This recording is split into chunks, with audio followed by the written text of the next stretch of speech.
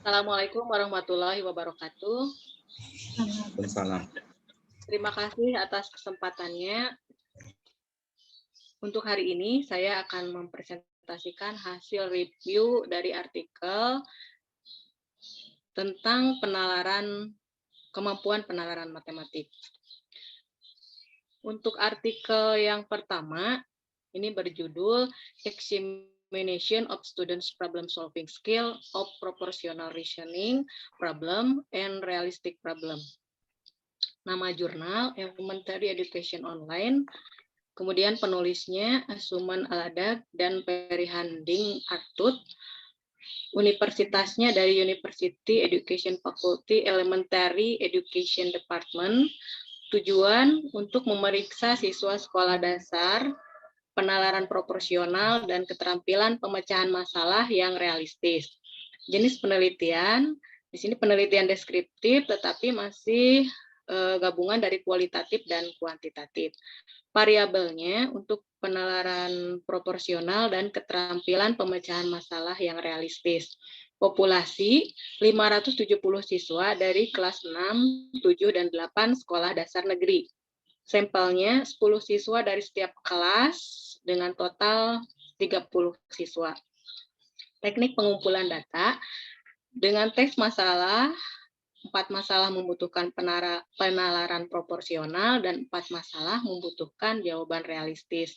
Teknik analisis datanya menggunakan SPSS, kemudian menggunakan program paket, frekuensi, dan distribusi presentase diperoleh dan dibuat dalam bentuk tabel. Hasilnya, siswa pandai memecahkan masalah yang membutuhkan penalaran proporsional, namun mereka mengalami kesulitan dalam mentransfer kehidupan nyata mereka ke dalam masalah yang memerlukan jawaban yang realistis. Sebaliknya, mereka cenderung memberikan jawaban yang menyesatkan secara struktural yang mengarah ke solusi palsu. Kemudian untuk teorinya, di sini menurut NCTM tahun 2000 menekankan bahwa siswa memiliki kemampuan untuk memiliki kemampuan penalaran proporsional.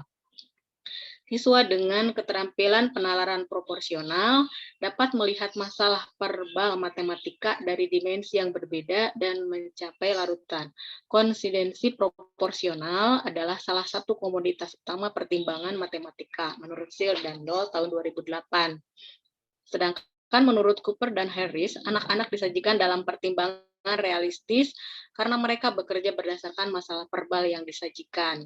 Kemudian di sini ada 5 tahapan membangun penalaran proporsional. Yang pertama kualitatif, yang kedua early attempt at quantifying, yang ketiga recognition of multiplicative relationship, yang keempat accommodating covariant and invariant, yang kelima function and scalar relationship. Untuk artikel yang kedua berjudul Improving the Reasoning Ability of Elementary School Students Through the Indonesian Realistic Mathematics Education. Nama jurnal, Journal on Mathematics Education, penulisnya Muhammad Saleh, Ruli Caritas Indra Prahmana, dan Muhammad Isa, serta Murni. Untuk universitasnya, yang pertama Universitas Rambi Mekah, Banda Aceh, kemudian Universitas Ahmad Dahlan, Yogyakarta, kemudian Universitas Ambulia-Tama, Banda Aceh. Tujuannya untuk menganalisis pencapaian dan peningkatan kemampuan penalaran matematika siswa melalui penerapan pendekatan PMRI. Jenis penelitiannya adalah penelitian kuantitatif, variabelnya pendidikan matematika realistik sebagai variabel bebas dan variabel terikatnya kemampuan penalaran matematika. Populasinya SD Negeri 2 Banda Aceh dan SD IT Nurul Islah Banda Aceh. Sampelnya satu kelompok yang terdiri dari 51 siswa diberi perlakuan pendekatan PMRI sebagai kelompok eksperimen dan 45 siswa sebagai kelompok kontrol diberi perlakuan pembelajaran konvensional.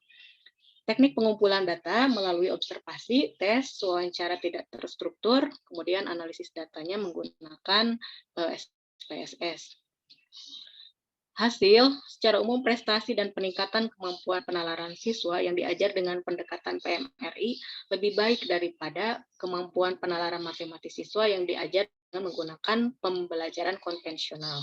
Siswa aktif dalam memanfaatkan benda konkret dalam menyelesaikan masalah baik secara mandiri maupun dalam kelompok seperti dalam materi pecahan. Teori menurut Surter and Peirce dalam Sumarmo, proses untuk mencapai kesimpulan logis berdasarkan fakta dan sumber yang relevan. Kemudian mengenai pembelajaran realistik, tim PMRI menyatakan bahwa Realistic Mathematics Education dipandang sebagai pendekatan yang potensial untuk meningkatkan pemahaman matematika siswa. Indikator kemampuan penalaran matematika yang pertama menggunakan atau menafsirkan model matematika seperti rumus, grafik, tabel, skema, dan menarik kesimpulan. Yang kedua, memecahkan masalah menggunakan metode matematika yang sesuai seperti aritmatika, geometri, atau analitik. Yang ketiga, komunikasi informasi matematika secara efektif menggunakan representasi simbol, visual, numerik, atau lisan. Dan yang keempat, menilai tingkat akurasi kesimpulan berdasarkan kuantitas informasi. Artikel yang ketiga berjudul Cultivating Our Secondary Students' Mathematical Reasoning Ability and Attitude Toward Mathematics Through Problem-Based Learning. Nama jurnal, Journal on Mathematics Education, penulis Elpis Napitupulu, Didi Suryadi, Yaya S. Kusuma. Universitasnya dari Universitas Medan dan Universitas Pendidikan Indonesia. Tujuannya untuk menyelidiki efek pembelajaran berbasis masalah terhadap kemampuan penalaran matematika siswa SMA. Jenis penelitian kuantitatif, variabelnya kemampuan penalaran matematika dan model PBL. Populasinya seluruh sekolah menengah atas negeri di Kota Bandung. Sampel dicuplik dengan teknik sampling cluster sebanyak 158 siswa dari sekolah klaster menengah yang terlibat dalam penelitian. Teknik pengumpulan data diperoleh dari penilaian kinerja siswa 2 bulan terakhir sebelum melaksanakan penelitian, uji pengetahuan awal, uji kemampuan penalaran, pengamatan, dan wawancara. Teknik analisis data, statistik coherent Q digunakan untuk menguji homogenitas hasil validator pada tes MRA. Tes lain yang digunakan adalah uji T, satu arah dan dua arah ANOVA. Hasil mengungkap secara keseluruhan RMA, siswa di kelas PBL unggul dibandingkan rekan mereka di kelas biasa, meskipun capaian itu di dua kelompok terbilang rendah. Tidak ada interaksi antara PMK dengan PBL terhadap MRA siswa. Sebagian besar siswa tidak memandang PBL positif atau tidak pula negatif. Hanya saja mereka menilai tugas-tugas yang diberikan selama program pembelajaran berlangsung membuat dan menuntut mereka berpikir dan belajar lebih aktif dibandingkan sebelumnya. Kemudian untuk teori, sini menurut NCTM dan Moy of Singapura menekankan pentingnya penalaran matematika dan pemecahan masalah sebagai bagian dari melakukan matematika. Pendapat yang lain juga penalaran sebagai bagian dari pemikiran merupakan generalisasi dan menggambar. Kesimpulan tentang PELID tentang ide-ide bagaimana ide-ide interkorelasi kurikulum dan standar evaluasi dalam NCTM menggambarkan 4 komponen penting. Yang pertama, gambar kesimpulan logika, berikan penjelasan tentang model, fakta, properti, hubungan atau pola, buat dugaan bukti, penggunaan pola hubungan untuk menganalisis situasi. Kemudian untuk artikel yang keempat, berjudul The Role of Abductive Reasoning in Cognitive-Based Assessment, nama jurnal Elementary Education Online, penulis Chong Hu Yu, Samuel Dickenhill, Angel Janas, dan panel. Universitasnya dari Arizona State University, USA. Tujuannya yang pertama mengetahui penjelasan alternatif sangat penting dalam memahami berbagai tingkat konsepsi dan kesalahpahaman untuk mengembangkan konstruk yang diukur. Yang kedua, penalaran konvers atau rekayasa balik yang secara abduktif digunakan untuk secara retrospektif membangun model mental berdasarkan produk akhir. Yang ketiga, penalaran analog dalam mode penalaran abduktif sangat diperlukan untuk pemodelan kognitif. Jenis penelitiannya kualitatif, variabelnya penalaran abduktif. Kemudian untuk di sini sampelnya untuk subjek tidak ada keterangan ya. Teknik pengumpulan datanya Bayesian Inference Network, analisis datanya. Contoh desain yang berpusat pada bukti yang merupakan bentuk penilaian berbasis kognitif dan juga proyek saat ini di Arizona State University.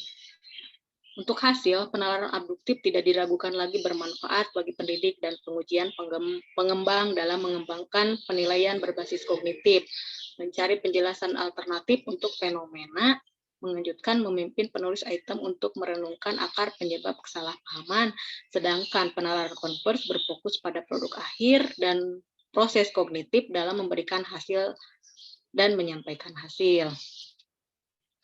Kemudian di sini penulis pada artikel ini tidak meminta pembaca untuk menyisihkan pengurangan dan induksi, tapi pada kenyataannya pendekatan peta ICD dan konstruk dianggap sebagai integrasi abduksi, pengurangan, dan induksi, mengungkap hubungan sebab akibat antara kelemahan kognitif dan kegagalan dalam pembelajaran.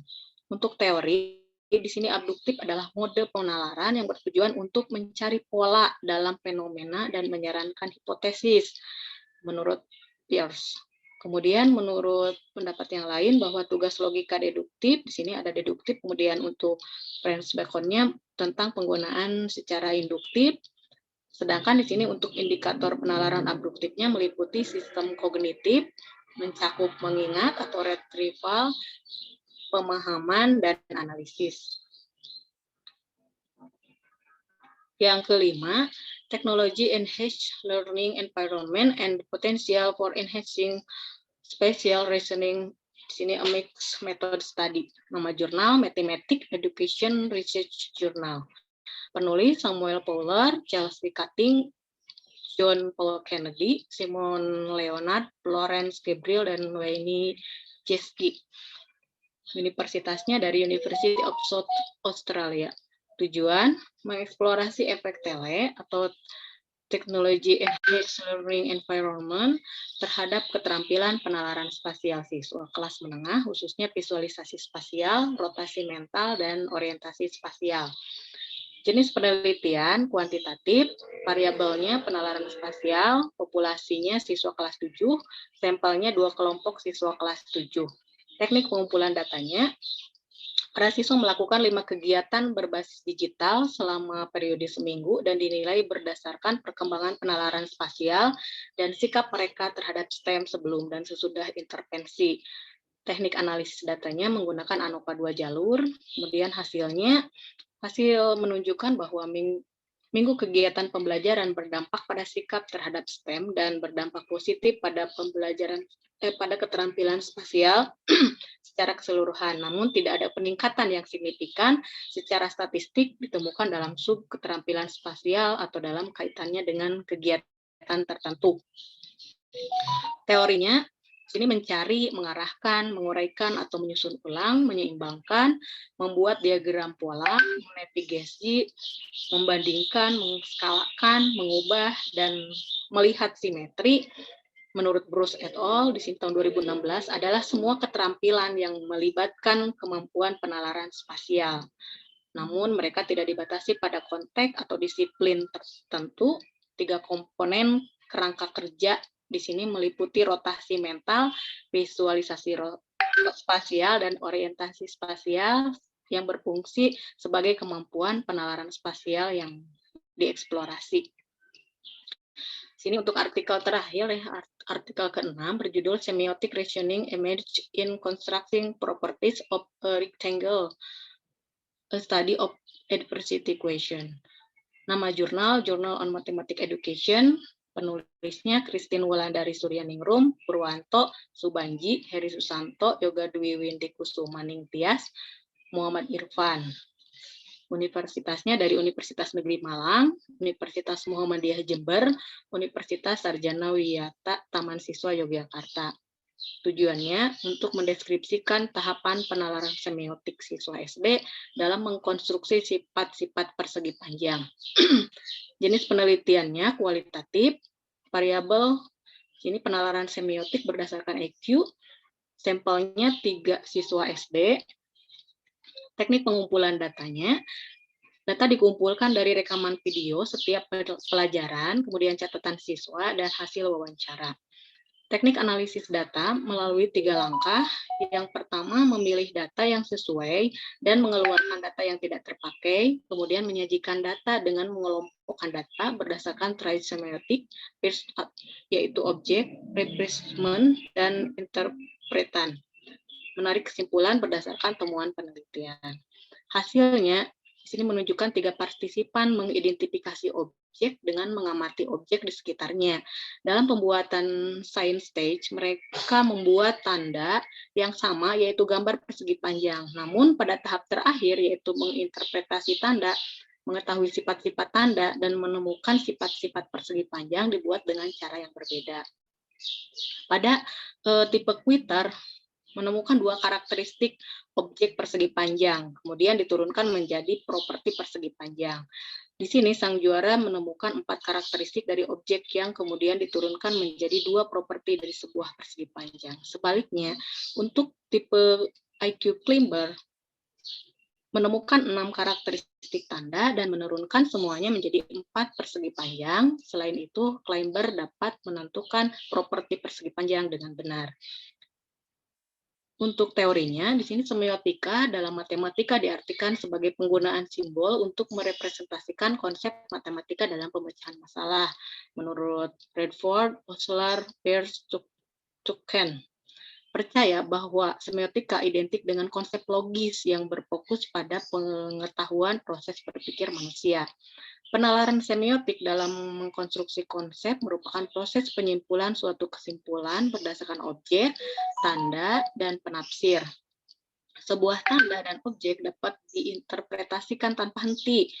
Setiap interpretasi bisa menambah pengetahuan baru, sebuah tanda bisa menambah pengetahuan baru yang terkonfigurasi sebagai verbal, visual, gestur, dan musik. 3 komponen kemampuan penalaran semiotik, diantaranya mengidentifikasi benda, kemudian membuat tanda, serta mengkonstruksi sifat-sifat. Kebetulan di sini untuk materinya tadi dalam persegi panjang. Mungkin hanya itu yang bisa saya sampaikan untuk hasil review jurnal tentang penalaran, yang memang di sini tidak secara umum hanya untuk satu penalaran ya, tetapi tadi ada penalaran secara umum, kemudian ada penalaran abduktif, penalaran proporsional, penalaran spasial, sama penalaran semiotik. Terima kasih. Assalamualaikum warahmatullahi wabarakatuh. Waalaikumsalam. Iya, terima kasih Bu Yeni atas presentasi dari hasil kerjanya yang cukup baik ya tentang kemampuan penalaran ya. Jadi kalau kita searching ya pakai bahasa Indonesia di Google aja, kalau kita klik kemampuan penalaran udah banyak ya apa itu yang kita bisa baca ya, yang bisa kita review dari artikel-artikel berbagai jurnal Indonesia ya, dan apa itu bagus-bagus ya, di sana artikel-artikel juga sudah bagus-bagus. Nah, sebelum teman-teman itu bertanya, berdiskusi, saya dahului saya dulu bertanya kepada Bu Yeni ya, apa yang sudah direview, apa yang sudah dibaca, dipahami itu, bagaimana Bu Yeni apakah bisa mengambil apa itu idenya atau inspirasinya, dan sebelumnya tentu apakah Bu Yeni sudah paham dan ngerti tentang apa itu kemampuan penalaran matematis, itu definisinya definisinya yang paling mudah dimengerti oleh Bu Yeni itu seperti apa, dan mengambil dari siapa itu, dari ahli tentang penalaran siapa. Jadi definisinya seperti apa yang tentu saja dari situ nanti dari definisi kan terus bisa dijabarkan mengenai indikator-indikatornya ya, untuk supaya tahu pengukurannya seperti apa, karena memang kita mereview artikel jurnal itu tujuannya supaya kita kaya tentang pengetahuan, tentang informasi, dan dalam hal ini fokusnya untuk hari ini adalah penalaran, ya, paham tentang definisinya, pengertiannya, kemudian konsep dasarnya seperti apa, komponen-komponennya seperti apa, ketentuan-ketentuannya seperti apa, lalu nanti bisa mendapatkan indikator. Jadi Bu Yeni toh bisa difokuskan definisinya apa dan mengacu atau mensitasi dari pendapat siapa, lalu indikatornya ini sudah dapatkah, indikatornya ada berapa dan apa saja itu ya. Dengan demikian nanti kalau tuntutan dari mata kuliah review literatur pendidikan matematika ini membuat artikel, nanti sudah tahu indikatornya, udah tinggal membuat kisi-kisinya, lalu kita nanti memotretnya, mengambil data empirisnya. Kalau yang secara teori itu sudah dapat dari review-review ini, tinggal memasukkan di body dari artikel ya, sehingga tinggal setelah membuat kisi-kisi, membuat pengukuran dari kemampuan penalaran matematis, entah lewat tes, entah lewat wawancara ataupun lewat angket ya, nanti bisa kita dapatkan data empirisnya untuk melengkapi dari artikel yang akan disusun. Dengan demikian langkahnya akan jelas dan lancar. Silakan Bu Yeni bisa sampaikan lagi tentang fokus pada definisinya ya. Karena kalau mungkin banyak definisi, tapi bagi Bu Yeni yang mana yang mudah dipahami, dimengerti gitu. Monggo Bu, sama indikator-indikatornya. Silakan. Terima kasih Pak.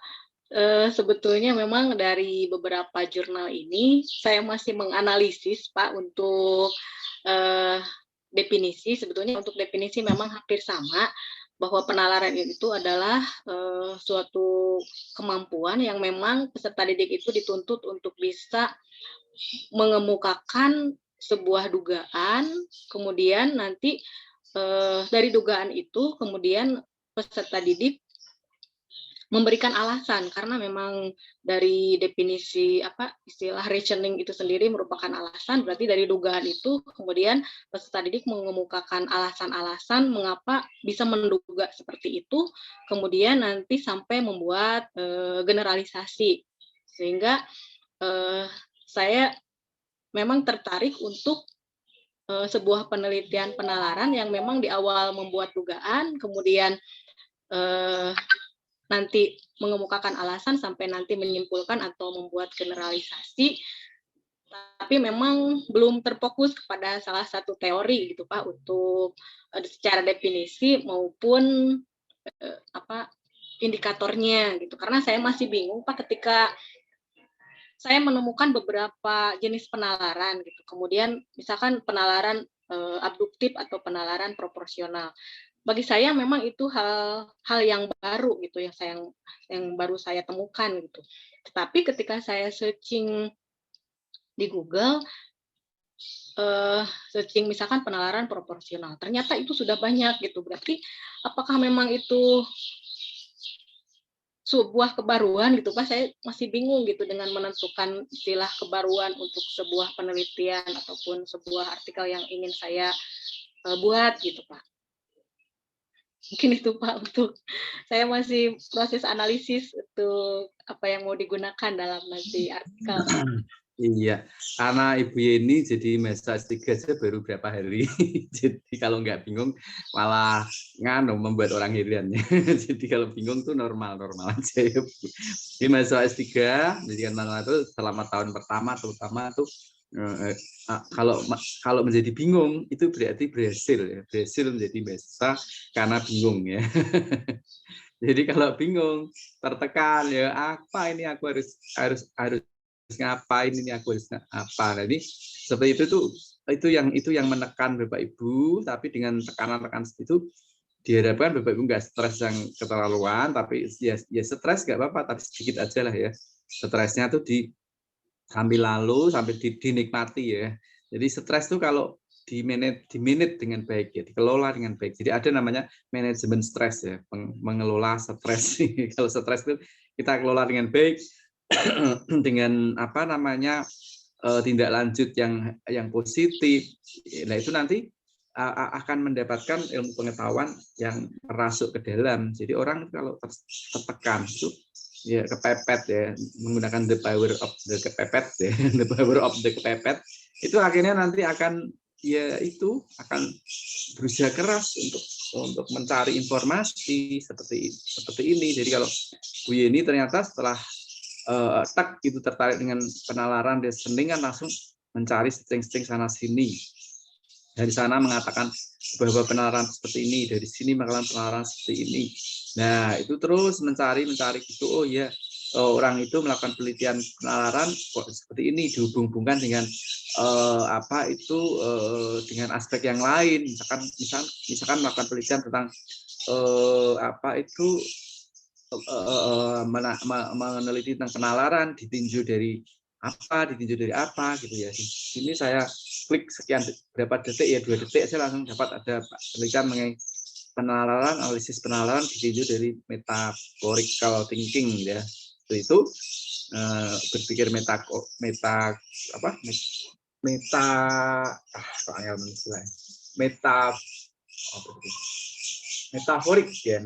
metaforik ya.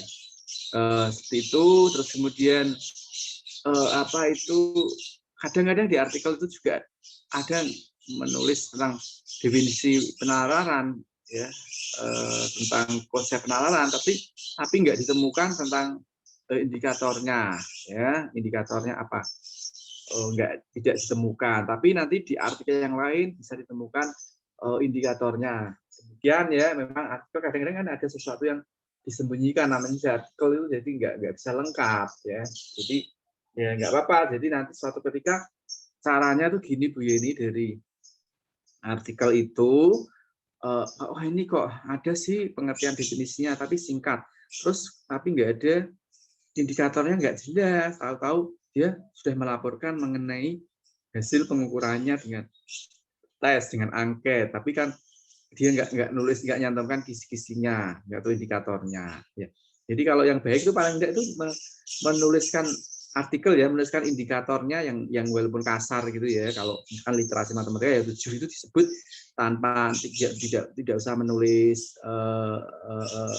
deskripsinya ya nggak apa-apa, tapi yang besar-besarnya ya. Kalau kan literasi matematika kan indikatornya kan communicating, mathematics, terus reasoning ada ya di dalam literasi matematika, dan reasoning ada ya, penalaran dan argumen ya, alasan, lalu ada strategi penyelesaian masalah ya, devising strategis problem solving, ada juga tentang mathematical, ada juga tentang penggunaan bahasa dan simbol matematika, ada juga dengan representasi. Ditulis kasarnya kayak gitu, sedangkan nanti untuk rambu-rambunya, rubriknya itu tuh atau deskripsinya nanti kita disimpan di dalam disertasi atau tesis gitu. Nah di sini Bu Yeni dan teman-teman itu kalau mereview itu kan dari artikel yang pendek cuma beberapa halaman, ada banyak yang nggak jelas tuh, dilacak referensinya ya, daftar pustaka atau referensinya dilacak. Dari situ oh ya, dia mensitasi tentang definisi atau pengertian dari penalaran atau indikator atau apa. Oh dia dari penulis autor ini. Nah, oh autor ini orangnya hebat ya dalam hal penalaran matematis. Dia orang, katakanlah profesor ternama dari ya, yang bertaraf internasional ya, entah dari ya bisa aja dari orang Indonesia yang sudah profesor dan profesornya, atau mungkin dulu disertasinya itu tentang penalaran, lalu sering sekali melakukan penelitian penalaran gitu ya. Lalu dia mungkin sudah punya buku ya. Jadi diajak, ternyata itu bisa berupa buku. Bukunya kita cari searching bisa di-download secara gratis gitu umpamanya. Wah, luar biasa. Jadi nanti akan mendapatkan buku yang cukup tebal, yang di situ ada dituliskan lengkap definisi pengertiannya, lalu indikator-indikatornya lengkap sekali. Itu ada. Jadi tidak bisa terjadi seperti itu ya. Dari hasil melacak kita, referensi atau data pustaka itu kita juga bisa mendapatkan suatu buku, book chapter gitu ya, buku yang berbab-bab gitu ya, dan ternyata ada banyak. Terutama buku-buku dari luar negeri ya, itu kadang ya kalau berbayar mungkin kan kita pakai Skyhook SE itu ya. Nah, nanti bisa jadi gratis, kita dapat gratis gitu ya. Itu ya Bu Yeni ya. Jadi indikatornya sampai hari ini belum ketemu gitu ya Bu ya. Ya? Iya Pak. Masih bingung. Masih bingung ya. Nah ini saya berusaha searching itu ternyata ada, nggak tahu ini mahasiswa ya mungkin ya. Dia mengupload mengenai kajian pustaka tentang penalaran matematis Bu, gratis nih ya PDF ya. Kalau kajian pustaka ini cukup banyak Bu tentang kemampuan penalaran matematis. Dia menceritakan tentang penalaran mulai dari kata istilah reasoning. Penalaran adalah satu rangkaian proses untuk mencari keterangan dasar yang merupakan kelanjutan dari keterangan lain yang diketahui lebih dahulu. Kemudian penalaran itu reasoning berasal dari kata reason atau nalar itu adalah salah satu corak berpikir dengan menggabungkan dua pemikiran atau lebih dengan maksud mendapatkan pengetahuan baru. Nah ini ya, jadi bernalar dari apa yang sudah ada itu dengan apa menggunakan nalarnya akhirnya bisa mendapatkan pengetahuan baru. Ya, pengetahuan baru. Terus penalaran ilmiah menyandarkan diri pada proses logika deduktif dan logika induktif. Tadi Bu Yeni sudah ya. Jadi penalaran merupakan salah satu cara berpikir, tetapi bukan setiap pemikiran merupakan penalaran. Jadi ini bolak-baliknya ya. Jadi penalaran adalah cara berpikir, tetapi setiap pemikiran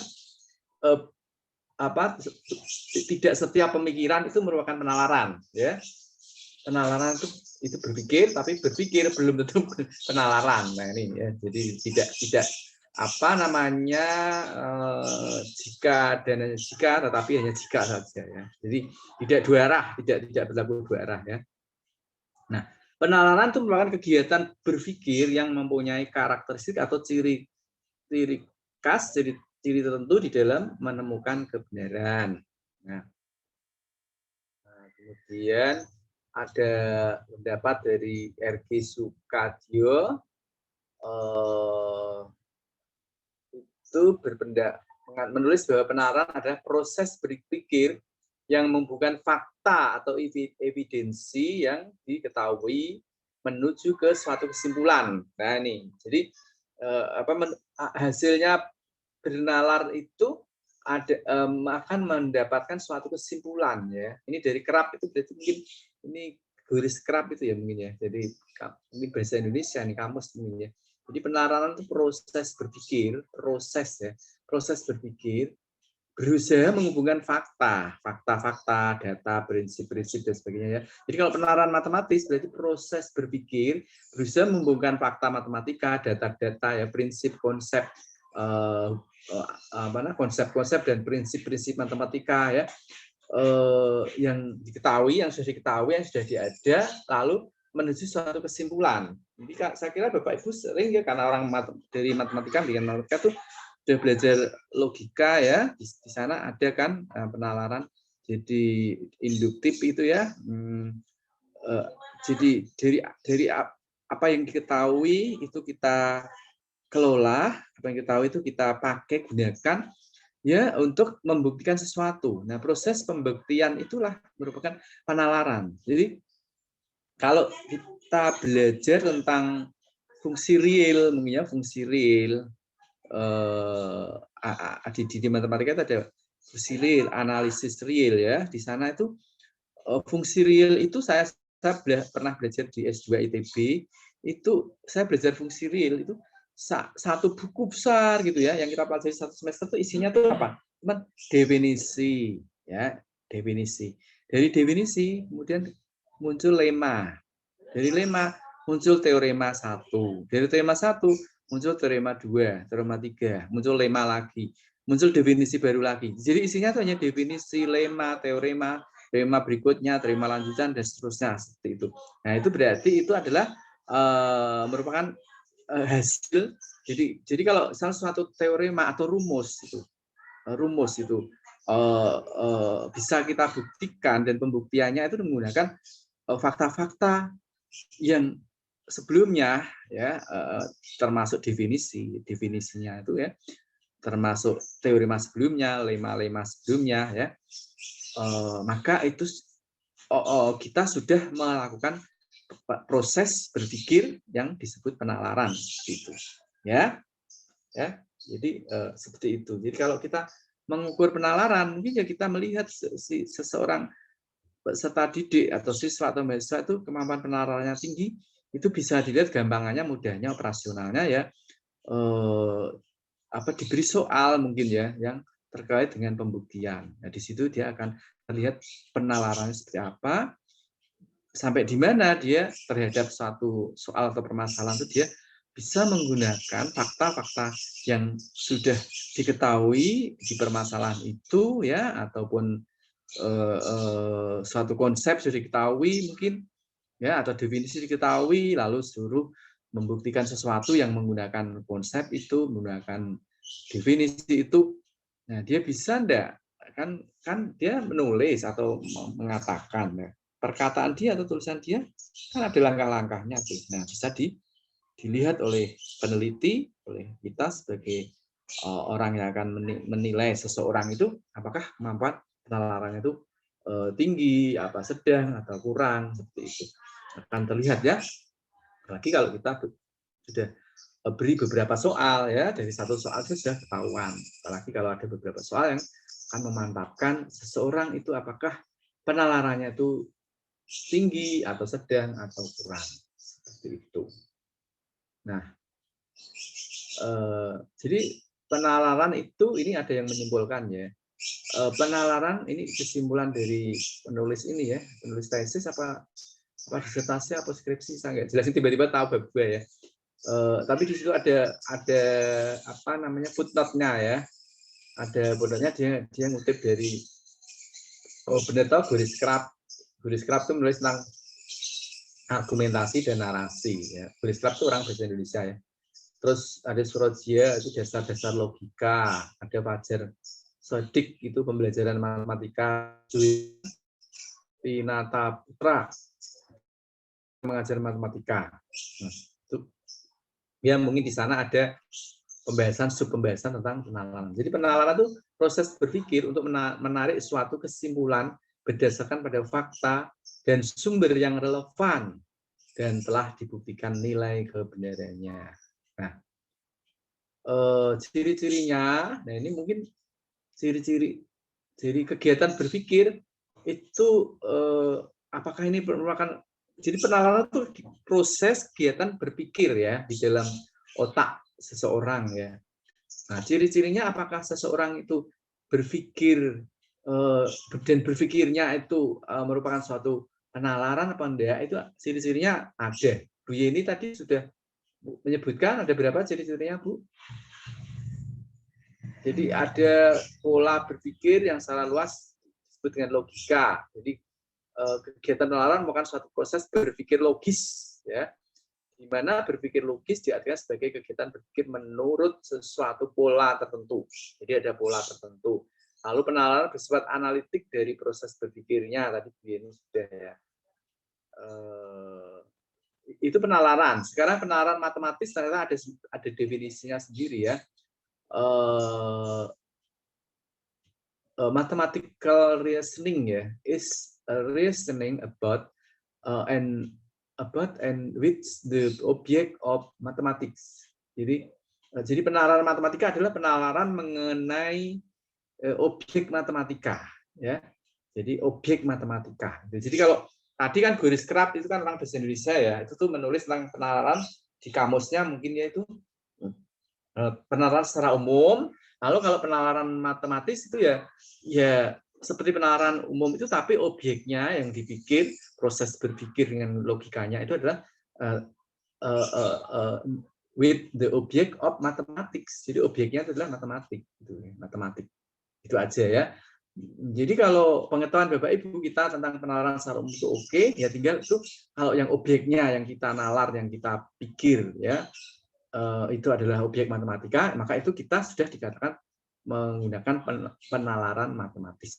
Jadi mengukurnya menurut saya ya dengan soal-soal matematika yang di dalamnya itu bisa kita memberikan masalah yang ada fakta-fakta matematika yang diketahui lalu untuk membuktikan sesuatu. Jadi banyak tentang pertanyaan tentang pembuktian ya, pembuktian ya. Kalau di matematika kan ada topik tentang induksi matematika atau pembuktiannya ya, atau deduksi matematika ya, dengan membuktikan suatu teorema tertentu ya, rumus tertentu dengan konsep yang diketahui atau fakta yang diketahui.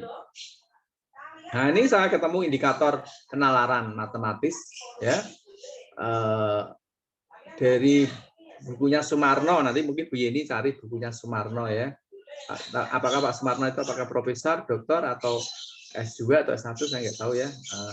Saya nggak begitu ya belum pernah buka bukunya ini ya. Tapi di sini ada 9 ya. Ada banyak ini. Jadi, Bu Yeni boleh catat ini ya, indikator penalaran matematis ini malah sudah ada peraturan dari Dirjen Dikdasmen tuh.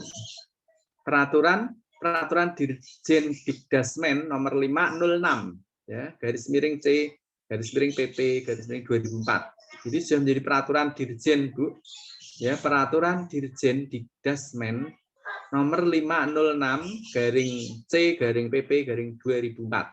Itu di sana ada 7 Bu, ada 7 indikator penalaran. Sedangkan menurut Sumarno buku apa nih ya? Buku apa ya? Ini Karen Brody, York Springer.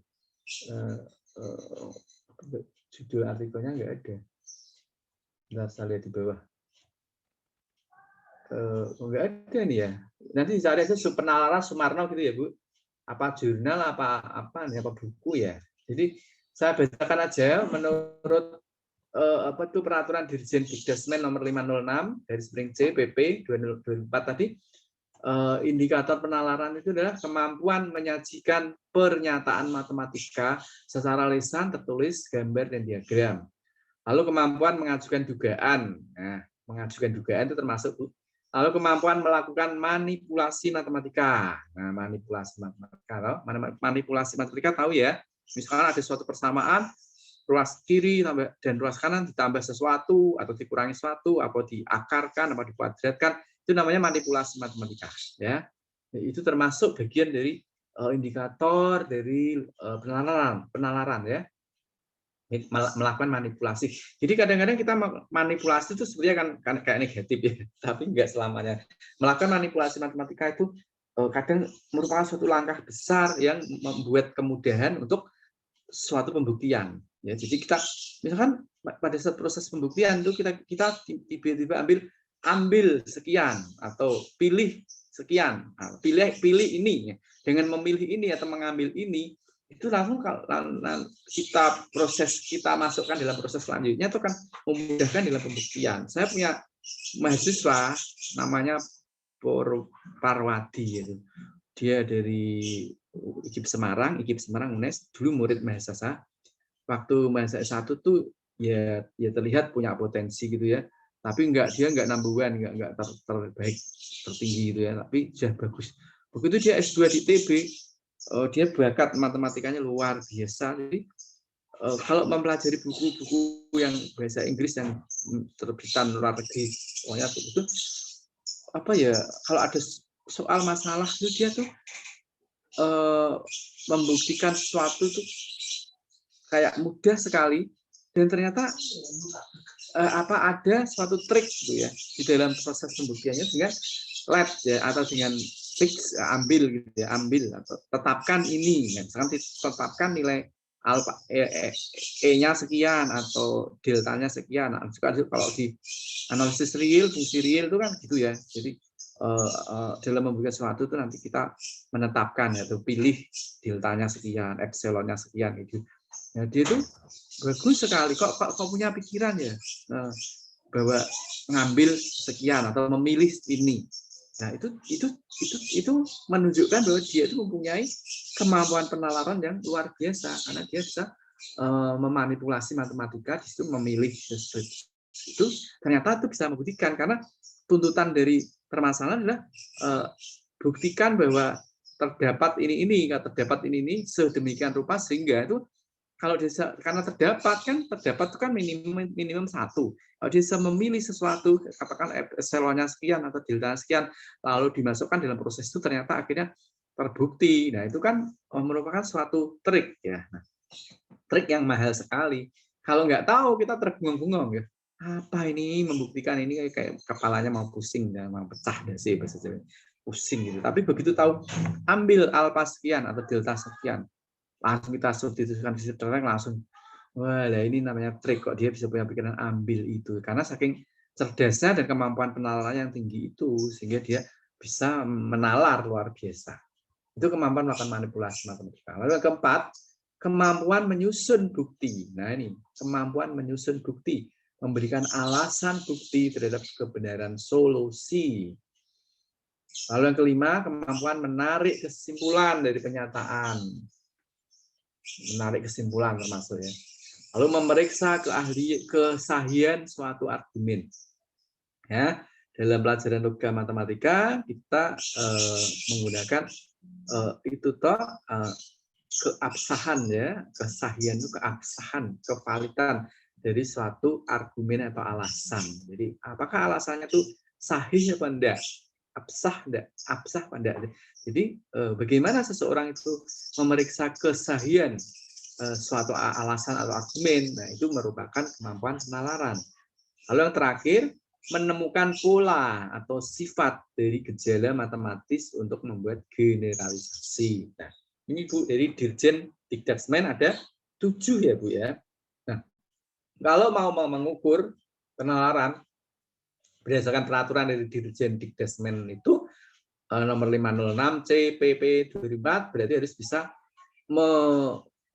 mengartikan 7 hal itu tadi, menghayati, lalu mewujudkan dalam suatu bentuk soal.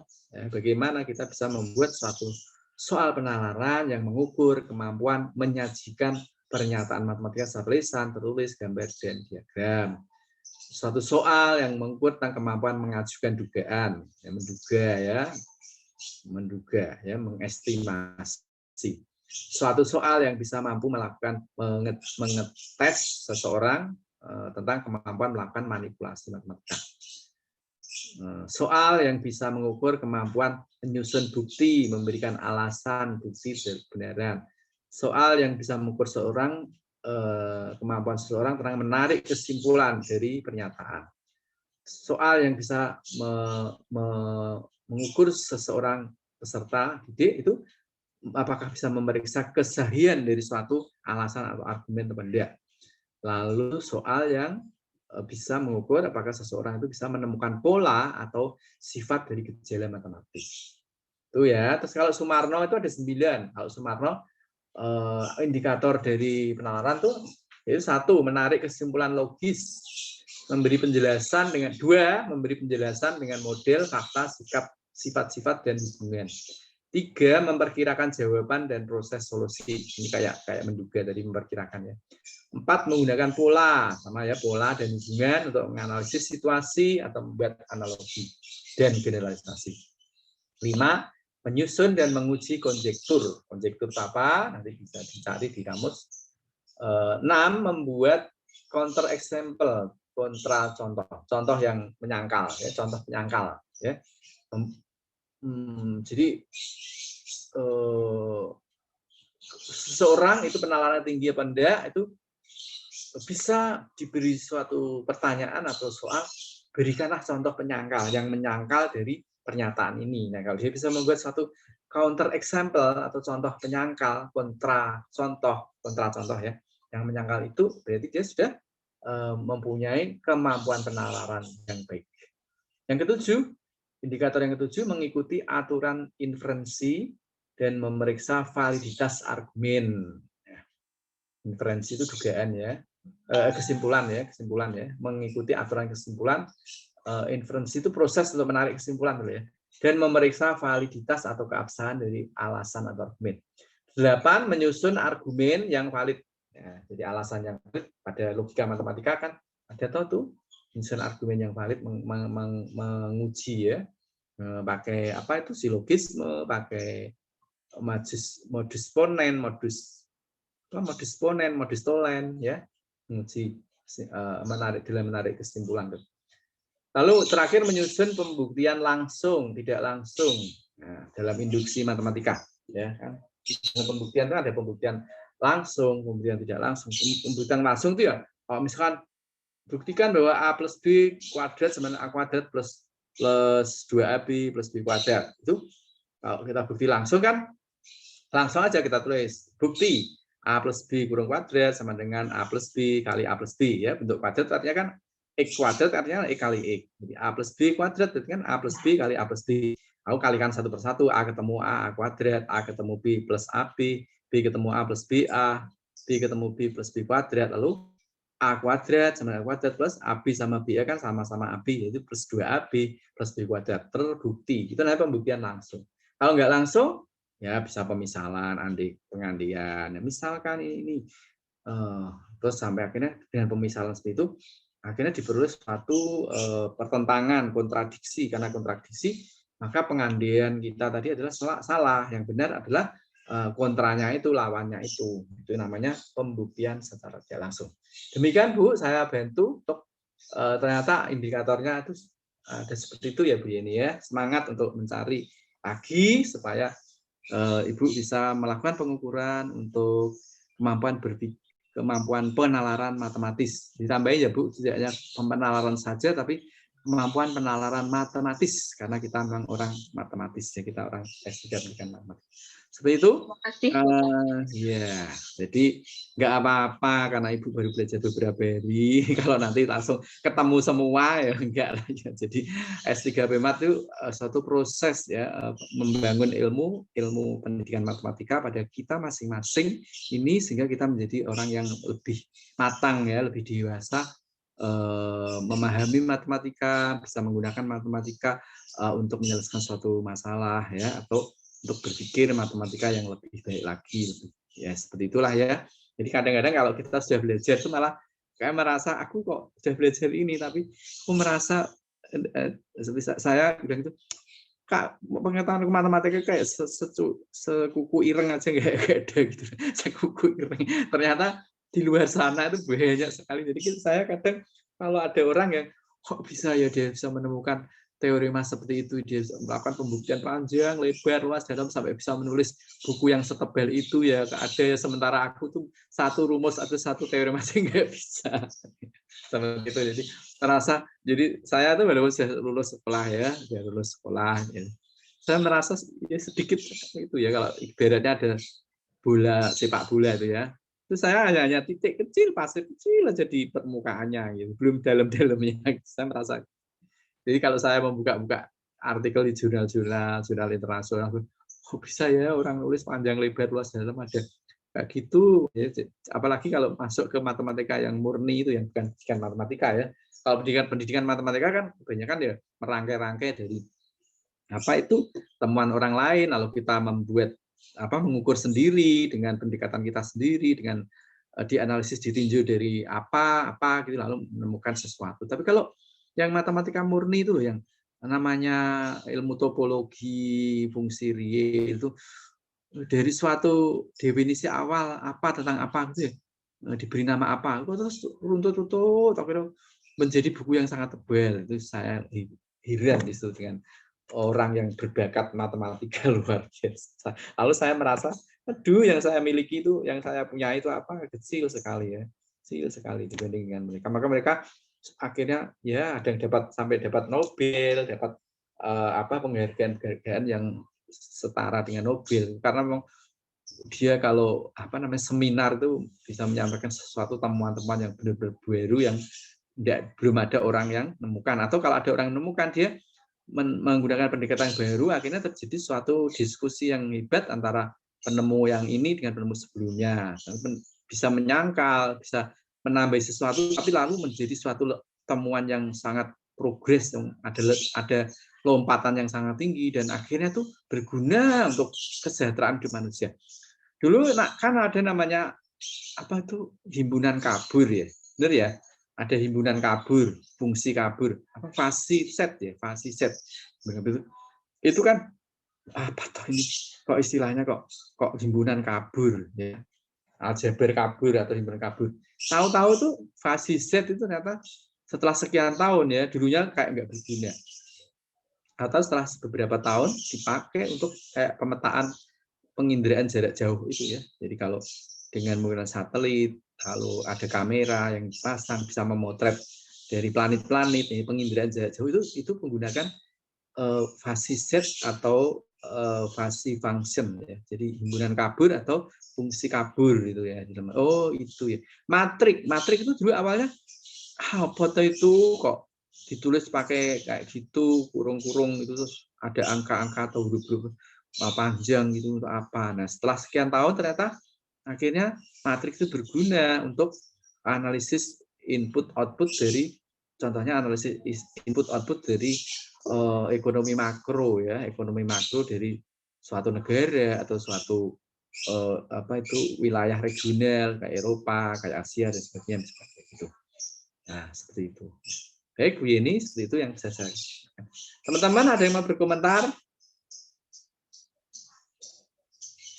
Ini yang enggak masuk siapa ya? Kok ada, tadi saya lihat kok cuma ada sedikit ya. Masih ada 3 orang yang apakah sudah hadir belum? Oh, tambah 1 lagi. Kurang 1, Pak. Kurang 1 Pak Projo. Bukan, Pak Dharma, tapi tadi kabarnya katanya sudah di kampus, cuma habis mati listrik, Pak. Di kampusnya beliau. Gini. Tapi menjabri saya enggak ya? Kalau yang punya WA, tolong di WA ya untuk istilahnya ngomong sama saya supaya saya anggap masuk gitu ya. Supaya saya anggap masuk, Pak. Jadi peraturannya gitu, kalau memang ada sesuatu gangguan, lapor aja ke saya bahwa listriknya mati atau apa. Tuh. Sehingga nanti saya anggap untuk masuk. Ini saya sedang yang cuti Pak Projo toh? Nggih, Pak. Ya Pak Projo ya. Yang Pak Jaka ada apa tadi kok nganu? Ada, Pak, ada. Ada Pak, hadir Pak. Oke. Iya, maksudnya Pak Jaka tadi kenapa ada Pak? Oh, tadi di jalan, Pak. Oh, masih di jalan, masuk OTW ya. Masih OTW. Ini saya tandai Pak Pak Dharma sama Pak Jaka. Pak Jaka sudah ada. Berarti hanya Pak Projo ya, Pak Projo. Pak Yang belum hadir Pak Dharma. Pak Dharma ya. Ya, suruh menjabri saya ya Pak ya, Pak Dharma ya. Oke, Pak. Ya. Yang Pak Projo yang mengundurkan diri toh? Ya, cuti Pak, cuti. Cuti. 1 semester. Oh ya. Baru semester 1 ya. Kalau maksudnya kan belum dapat info apa-apa, kalau sudah dapat info apa kan selama semester 2 kan bisa tetap belajar, mempersiapkan yang berikutnya. Ada dari teman-teman yang mau mungkin punya masukan untuk ini atau berpendapat seperti apa tentang kemampuan penalaran matematika itu?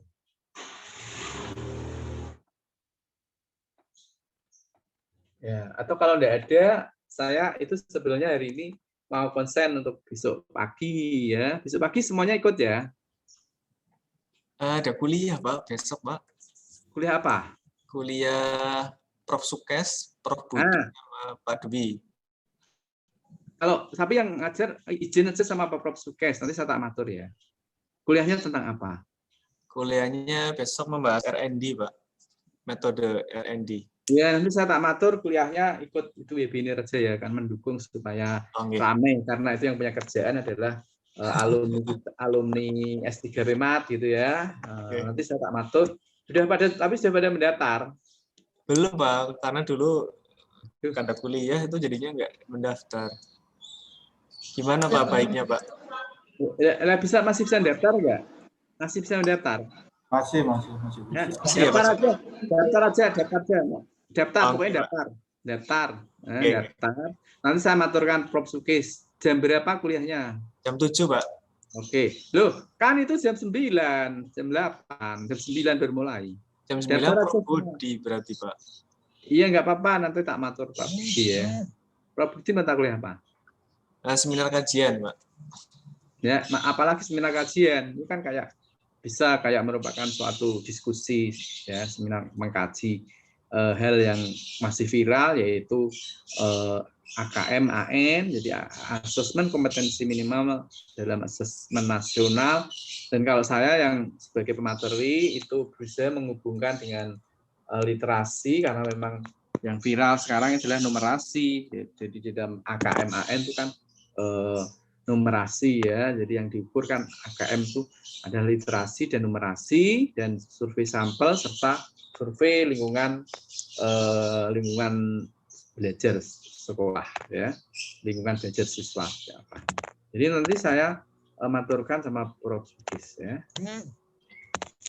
Terus misalkan itu ada kuliah, sebenarnya di Sambi kan bisa ya, kalau punya dua HP, satunya buka, satunya buka kan, masih mendengar dipelankan gitu ya, sambil mendengarkan, atau kalau presentasi bisa lah, menurut saya bisa ya. Menurut saya daftar aja deh kalau memang bisa, mumpung masih ada kuota. Sepertinya yang daftar kemarin itu sudah 250 sekian gitu kemarin ya, dan akan ditutup setelah 300 orang. Ya, silakan daftar aja ya, dapat sertifikat ya. Ya, ada sertifikat. Kalau ingin dapat sertifikat bayar 20.000 kayaknya ya. 20.000 kan uang untuk beli soto. Ya, itu sebenarnya mau gratis, tapi kan itu untuk ganti kertas sertifikat gitu katanya. Ya. Oke. Saya mohon izin karena saya akan memantapkan dari bahan presentasi saya, karena kemarin saya konsen di membuat proposal ya. Ini masih agak lembur-lembur, agak pusing ya. Saya akan konsentrasi sana. Terima kasih atas perhatian Bapak Ibu semua, dan kita lanjutkan untuk untuk mata kuliah ini. Untuk minggu depan siapa yang presentasi disiapkan sebaik-baiknya ya, sebaik mungkin ya. Oke. Ya, nanti kita akhiri dengan berdoa, dan Bapak Ibu tetap melanjutkan yang sesuai dengan bagian masing-masing sampai mendapatkan indikator, sampai bisa membuat kisi-kisi, membuat pengukurannya, entah berupa tes, entah berupa angket, atau lembar pengamatan, pedoman wawancara ya, sehingga nanti bisa mengukurnya dan mendapatkan data empiris untuk kita masukkan ke body dari artikel masing-masing. Berdoa mengakhiri pertemuan pada ini menurut agama dan masing-masing. Berdoa mulai.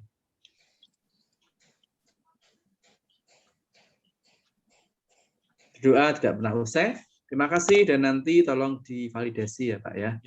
Ya, terima kasih atas Zoom meeting-nya. Sampai ketemu lagi. Halo. Terima kasih Pak. Izin keluar.